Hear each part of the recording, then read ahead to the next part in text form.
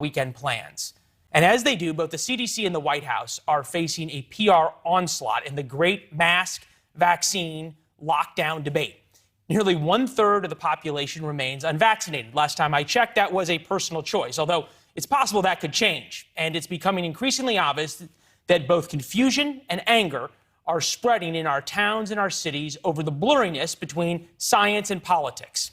Our next guest is well-versed on handling the optics of this pandemic. He worked along HHS Secretary Alex Azar, specifically as the liaison with U.S. governors. He also oversaw communications for the FDA.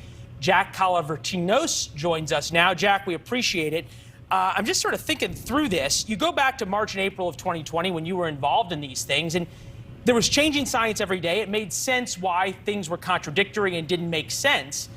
Why still today is there not coherent messaging out of the White House? First, thank you for having me on your new show. It's great being up here, knowing that the Nationals, though, are behind me. It's kind of a sad day here in Washington. I don't know why it's still such a challenge, for the team. The fact is that you've got an amazing set of vaccines, a rollout that has gone according to a plan that was handed to the administration, and yet they got hung up on this issue of masks, even for the vaccinated. And then, of course, listening to the teachers' unions when it comes to whether or not to open up schools. And now we're back to the whole issue of having to wear masks and put on masks on kids when actually they have a more greater harm going to school in the car and coming home again than they are catching COVID. And still, the argument goes, you tell everybody that if they have a choice between getting vaccinated and wearing a mask, it would encourage people to get vaccinated. Now you're saying you have to wear a mask until enough people get vaccinated. It's slightly different. And we want to get into this about the 1/3 of Americans that are not vaccinated. We talked to some of them today. Adrian Bankart had some great conversations. We're going to play those and get your reaction. Okay. I don't think we're doing justice to this conversation to shut it down, to force a mandate. I think that's only going to drive people further away. It's only going to inhibit the conversations that need to take place. What we need is transparency. We need conversations. We need truth. People are really searching for truth, and we need to be able to come to the table and have compassionate discussions on this vaccine and ultimately respect each other's right to choose. Many of us are not anti-vaxxers. Many of us actually it seems like berating people and calling them stupid for not getting the vaccine may not be working.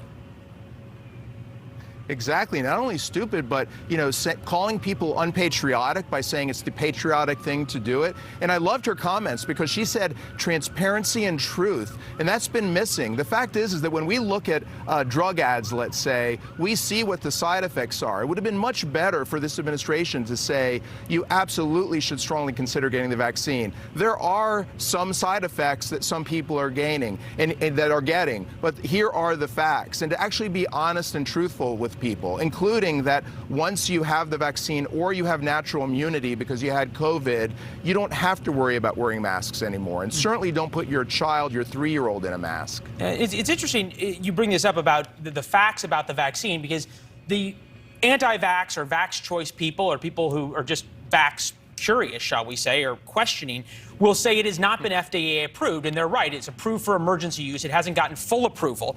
The FDA now says they're prioritizing approving the Pfizer vaccine in a sprint to accelerate approval. Why haven't we been sprinting since the day they started developing the vaccine? I mean, I thought the same thing when I heard that, Leland. I mean, I hope that they have been sprinting from the moment that you as their comms director, if they had you as their comms director, that comment would not have come out, correct? No, because the fact is they should have already been sprinting. And who knows, maybe they haven't been. But I actually have faith in the career people at the FDA that they've been working hard. But you don't talk about sprinting now. They should have been talking about that we're sprinting all the way through. All right, Jack, thank you very much. We appreciate your time and the service to the country as well. Good to see you. Thank you, Leland.